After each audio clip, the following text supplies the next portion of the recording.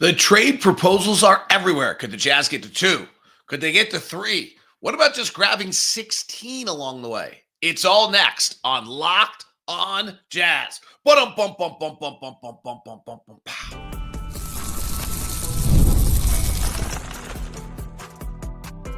You are Locked on Jazz, your daily podcast on the Utah Jazz. Part of the Locked on Podcast Network. Your team every day.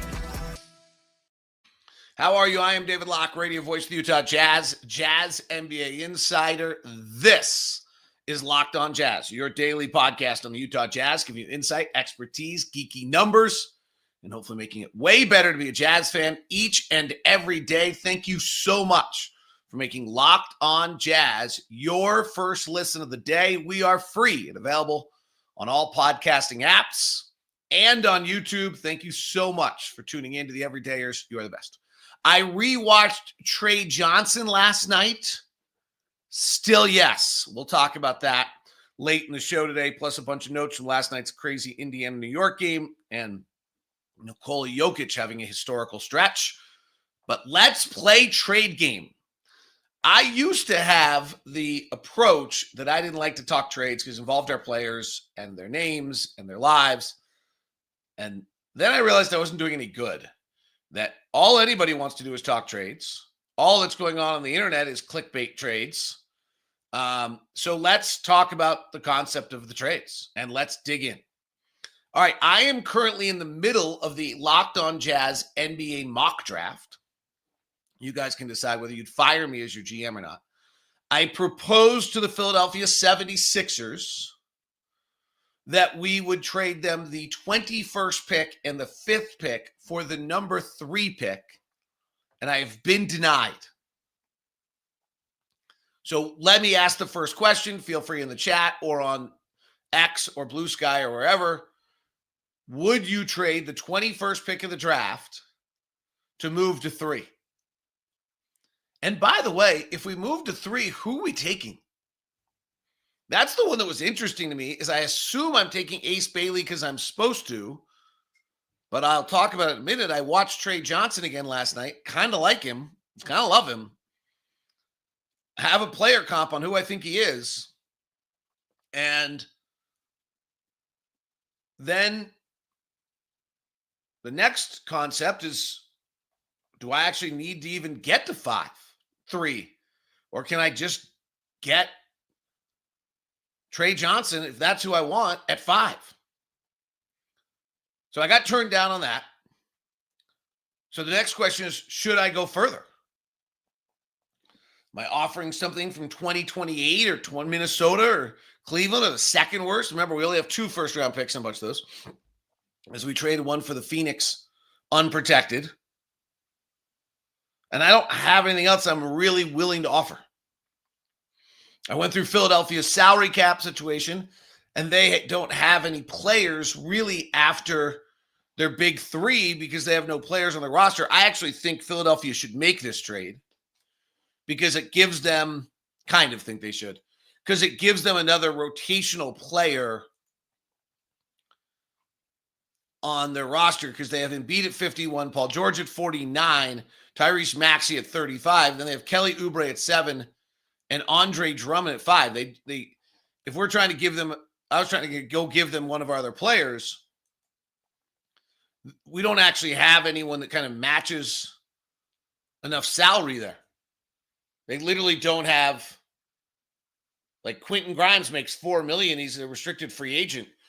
They literally do not have enough salary to go get Colin Sexton, Jordan Clarkson, or John Collins and help their roster. This leads to the next rumor.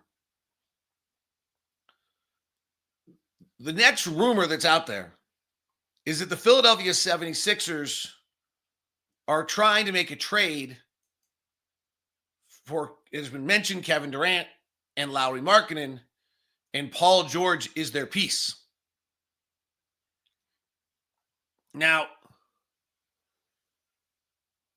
this is interesting to me because Paul George was not very good last year. Do we believe, if the Jazz are trading Lauri Markkanen to the Philadelphia 76ers for Paul George. Okay, Paul George is on the books for $49 million. Lauri's on the books for $42. The trade actually straight up, one after the, it straight up works. And Paul George has 3 years and $162 million left, and Lauri has 4 years and $195 million left.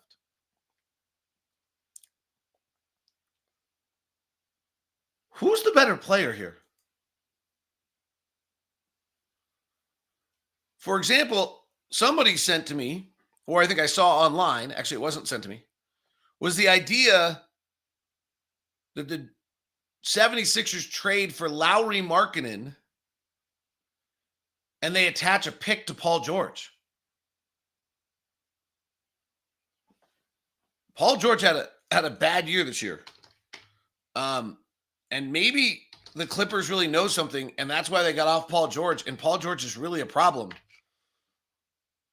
He's a good, decent podcaster. And he's 34 years old, and Lauri's much younger, so maybe that's it. But,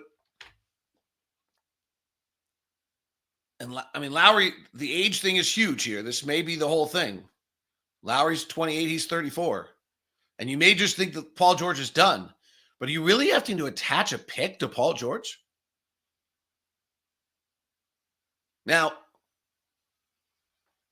the Jazz, I think, would want, and maybe that's what if the Jazz could trade Lauri Markkanen for Paul George and just get the third pick, I think you have to strongly consider that. Then you have 3 and 5. If you're trading Lauri Markkanen for Paul George and swapping 3 and 5, you better be really certain on who you're getting. You better have the next Jason Tatum. I'm not sure that you do that one. But if you just decide that if someone decides that the age game, by the way, I think it's Lauri's birthday today. Happy birthday, Lauri Markkanen. And remember, this deal couldn't happen until July or late when Lauri signs his deal. Happy birthday, Lauri Markkanen, 28 years old today. Lauri signed his deal on August 7th, 2024. So Lauri, I don't think we can trade until August 8th. Nonetheless, that one's been proposed and is out there. There was another one floating around. That's the idea of the Jazz taking Dame Lillard. This one was sent to me. The Jazz are sending Dame to Milwaukee, and basically they're sending Dame to Milwaukee for Lauri and the second pick. I don't think I see that happening. I think Milwaukee would rather sit on Dame's contract and take the second pick. So I don't think, even though Dame's on the books for 2 more years at $112 million with a torn Achilles tendon and may or may not ever be a productive player again, I can't imagine that Milwaukee would be willing to just take Lauri Markkanen, particularly because most of people's, unless they think this saves Giannis somehow.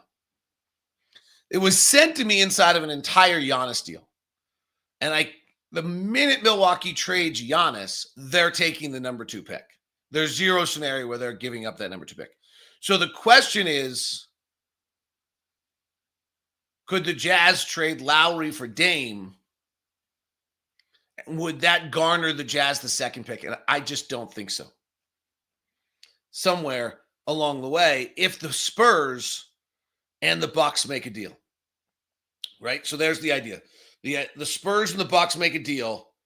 They send Vassell, Castle, Suhan, and the second pick to Milwaukee. Milwaukee sends Giannis to San Antonio. Now Milwaukee holds the second pick, and the Jazz say, well, we'll take Lillard You have Lauri will take the second pick. I can't see Milwaukee trading Giannis and giving up the second pick.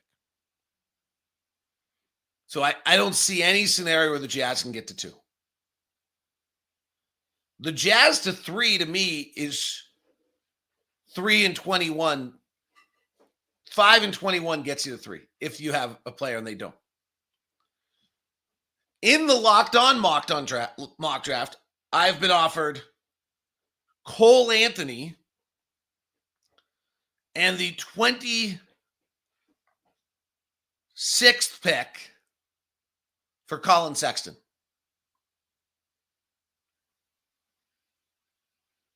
I have countered that I want the 16th pick. I might be off on what number pick. I know I've counted for the 16th pick. Can I get the 16th pick of the draft from the Orlando Magic? I'll send you Colin Sexton. You send me Cole Anthony. Seems like that's a pretty good deal. It's the 25th pick.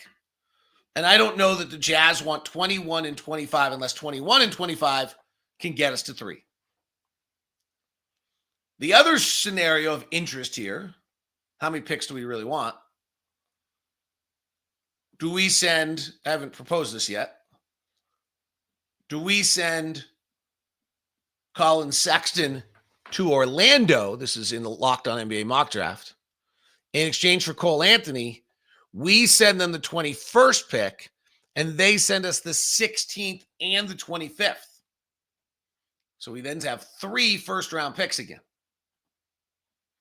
Might be able to make another deal with that in some other regard. If I knew I could get the 16th pick and the 16th pick and the 5th pick got me to 3, would you trade 16 and 3, 16 and 5 for 3? Or is that too rich? Is 5 and 21 okay, but 5 and 16 is too rich because 16 might be a pretty decent player?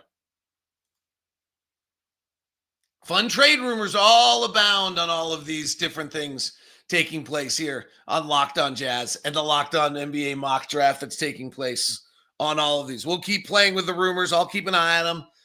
They're fun. There are rumors everywhere. We'll talk about them. They're not even like real rumors. They're just proposals. Let's just call them trade proposals.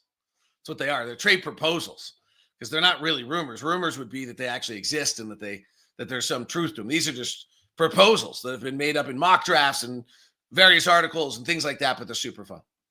I rewatched Tre Johnson last night, the young Texas shooting guard.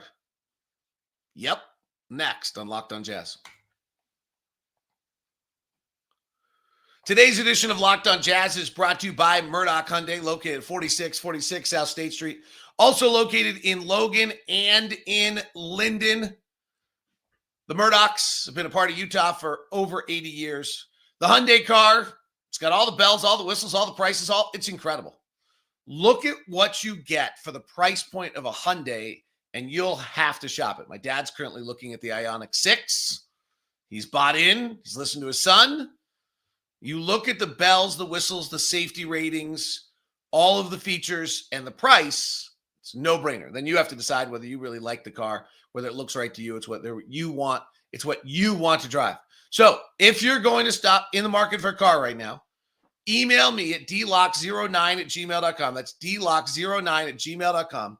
And let me get you the VIP experience you deserve by being a Locked On everydayer at Murdoch Hyundai, located in Linden, in Logan, and in Murray. Email me at dlock09@gmail.com. Today's show is also brought to you by FanDuel.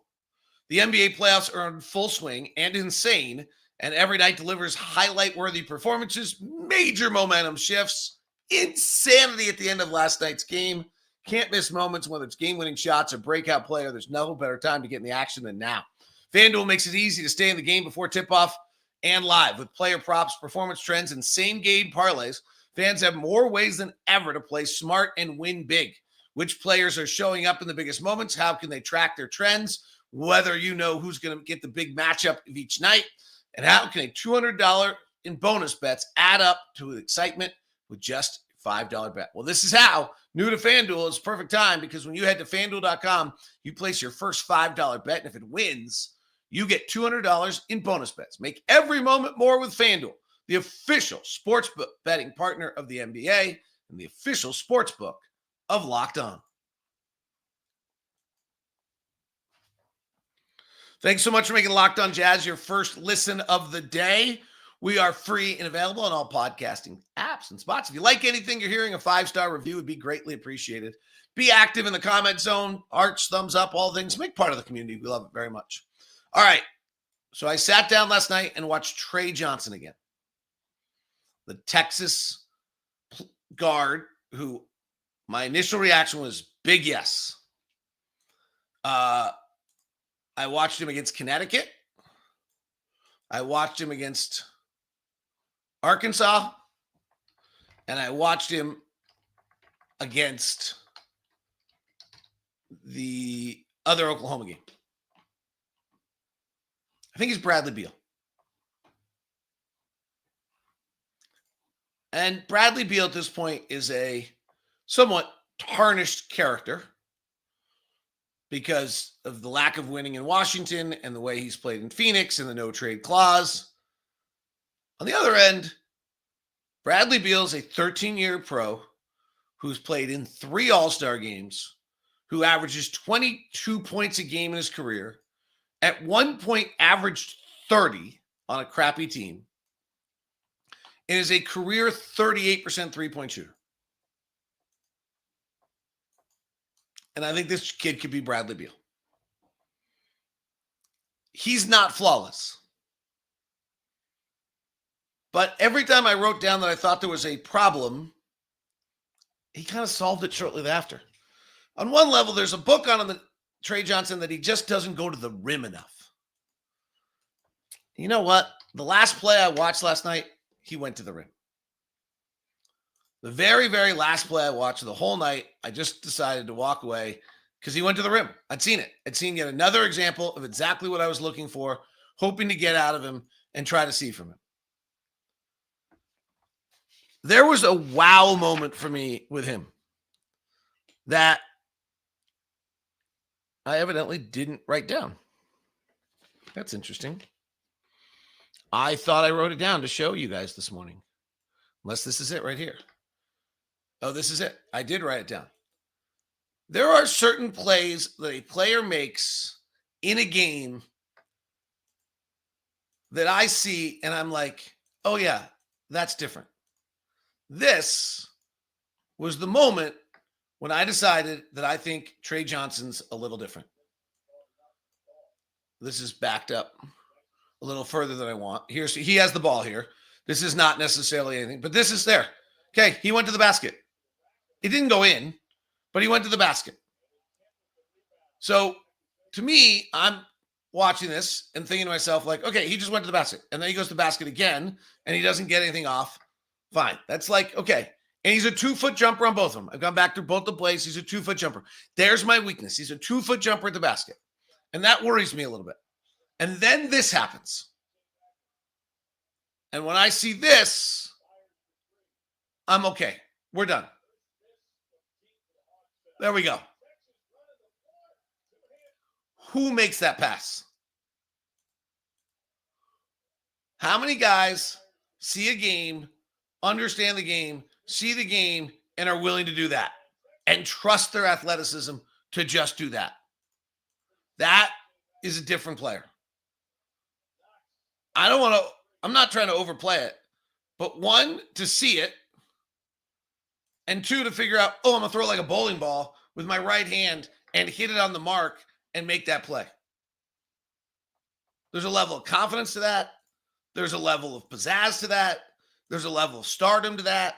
There's a level of skill to that. I'm all in. Kid can shoot. Kid plays in the mid-range, similar to Bradley Beal. Kid does go to the basket. Kid's got a burst. I hate the way Texas plays. I kind of hate his teammates. And he's that good. All right, let's walk through a few things on Tre Johnson of why I feel this way. Haven't watched him. First of all, he's 18 years old. maybe 19 at this point. And he was unlike some of these other guys we've watched on some of these other teams, he's the number one scouting report. There's no one else on the basketball floor that anyone's worried about. Their little point guard was a transfer for from Oregon, I think it was. No one's that worried about him. So Tre Johnson, from the very first second he steps on the floor, is literally the guy that every scouting report in college was after.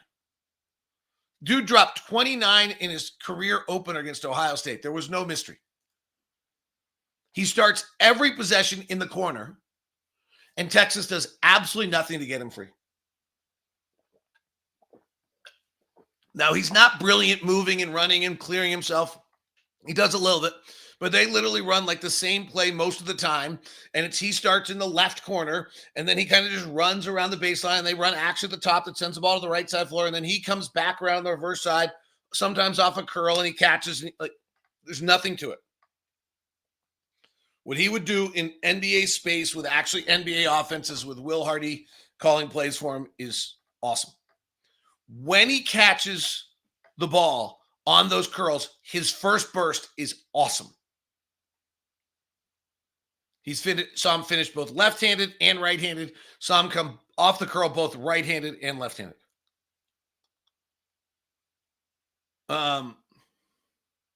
They really did nothing to get him open. There's nothing I'm watching in Texas's offense that says to me, like, oh, look, they're really helping out Tre Johnson. Jay Billis talked about him as though he was Ray Allen. Seems like I have a hard time with that. I called Ray Allen. I know Ray Allen.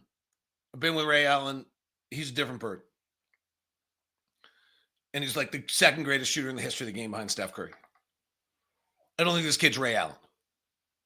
And I think people have also forgotten, not that Jay Billis probably has, but most people have forgotten, like Ray Allen in Boston and Miami as this spot-up shooter was one thing.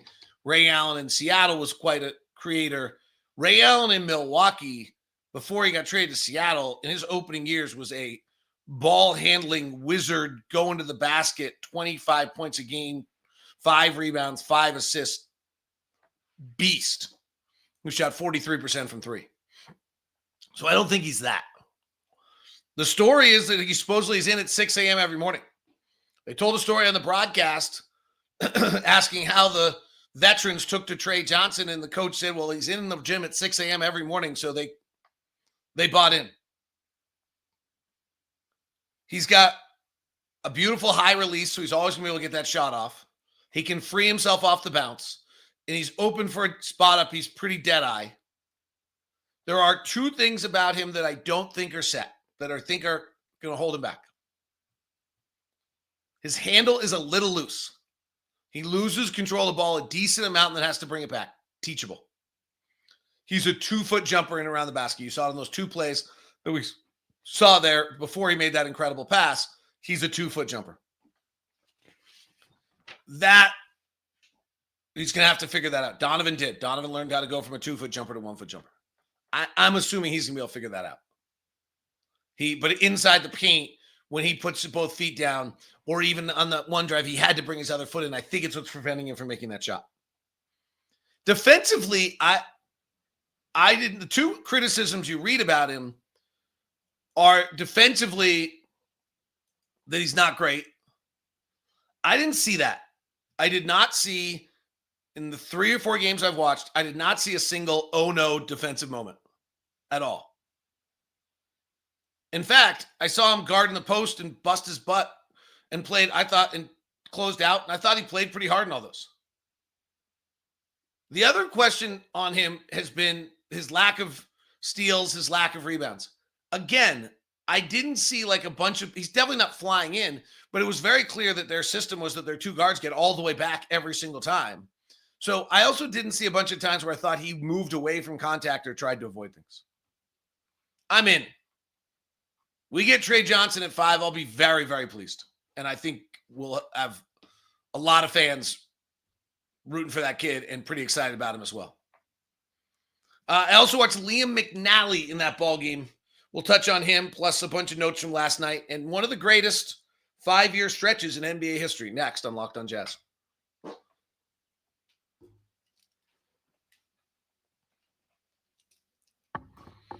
Do we think everyone understands that in the debate of where Nikola Jokić fits in the NBA pantheon of players, that what we just watched over the last 5 years is probably the single best, I might even just say it is the single best, 5-year stretch, and maybe tied for the best 5-game stretch by any player in the history of the NBA. The only other 5-year stretch in which an NBA player has been in the top 5 in MVP voting top 2 in MVP voting for 5 straight years, right? So that's what Jokić has now done. For 5 straight years, he has finished with 3 MVPs in 2 seconds. The only other player to ever do that in the history of the league is Larry Bird. Now, let's take a moment and it's interesting because the comp on Jokić has always been a 7-foot Larry Bird. Let's make sure we understand what Larry Bird did for a moment. Larry Bird was a top 5 MVP candidate for 6 straight years. He was second, first. He was also the voted 3rd in defensive player of the year and 12th in defensive player of the year in one of those years. He then followed that with a 3rd and a 2nd before his body started to fail him at 31 years old. So Larry Bird, but this is changing the discussion, had a 6-year stretch in which he was top 2 MVP candidate with 3 MVPs. And he had a top 8 stretch where he was top 3. Now, I've talked about this before. If Jokić wants to go into the pantheon of all-time greats, what all of the all-time greatest of all times have done, Jabbar, Magic, Larry, Michael, LeBron, is 10-year stretches where they were in the top 5 in MVP voting for all 10 years. Crazy. That's what Larry did from 23 years old to 31 years old, and maybe Larry's is only 9 years. He is in the top 5 in MVP voting for 9 straight years. So if you want to go to the pantheon of all-time greats, that's what you have to do. Now, for a 5-year stretch of basketball, we may have never seen what we've just seen. Magic had a 5-year stretch of basketball where he won 3 MVPs, was 3rd in MVP voting and 2nd in MVP voting. So he wasn't top 2, but he was top 3. That might be immaterial in the difference. LeBron was top 5 MVP voting for the first time in 2005, 2006, and was in every year till 2017, 18 was in the top 5 in MVP voting. I mean, that is insanity. First year of the Lakers, he wasn't. Then the second year, he was again. But he had a 4 out of 5 year stretch where he was the MVP in 4 out of 5 years. And was a 3rd in there. So this is as good at any 5-year stretch as we've ever seen. The 5-year stretch of Michael at his best is 2 MVPs, 2/3, and then a break. By the way, last night's Knicks-Pacers game, up 14 with 2:45 to play in the fourth quarter. Teams were 994-0. 994-0. The other one is that there are teams that have been down 7 or more in the last minute of a game are 4 and 1,661, and the Pacers have won 3 of the 4. All right, I watched McNally a little bit last night. He's out of Connecticut. He's 29th on the draft board, on the Ringer draft board. On our guy Leaf Tuline's draft board. By the way, on that note, no show tomorrow. On Leaf Tuline's draft board, he is not in his top 31, if I remember. So this is a player. No, he's 14. Excuse me. He's 14. So 2 things about Liam McNally. One is this kid was just literally built to be a basketball player. Okay. Like, that's his story. He was built to be like, his mom was a player. His dad was a player. He's gone to 3 high schools. Everything about him was just to be a player. Grew up in Richardson, Texas. His grandfather played at TCU. His great-grandfather played at Tulsa. His mom played at Rice. His 2 uncles played at SMU. He started at Pierce High School. Then he transfers to John Paul. Then he transfers again. Kid hasn't unpacked much. He's 6'6" and 3/4 with a 6'8" and a half wingspan. He's 214 pounds. He can bring the ball up the floor. He falls over a lot while driving. There's not a lot of verticality to him. He's fine. Honestly, that's kind of my take, is he's fine. What I think's interesting about him, kind of to the whole draft cycle that we're talking about, is he's pretty good. He didn't wow me. I'm not overly excited. I think he'll probably figure it out. Though, frankly, most guys don't figure it out, right? That's always kind of my lesson to you, is that, actually, most of these guys don't figure it out. He showed a lot of skills. He's clearly a refined basketball player. That's actually what my takeaway was, is that he absolutely looks like he's just been trained to play basketball.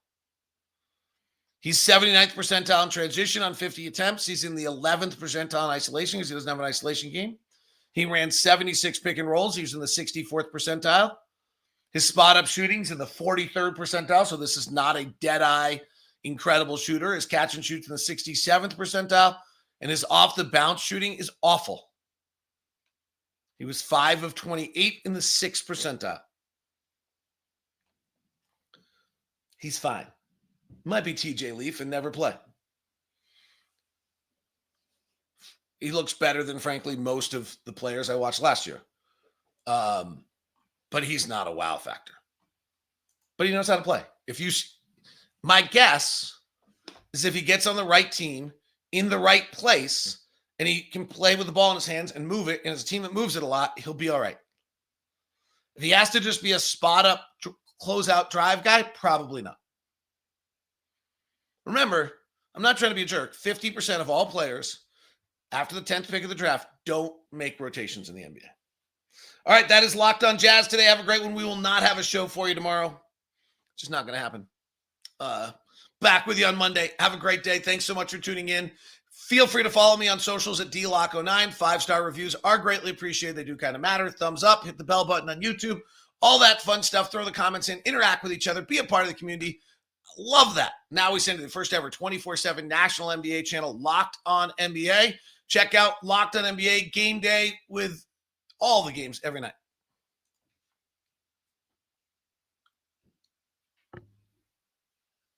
What just happened?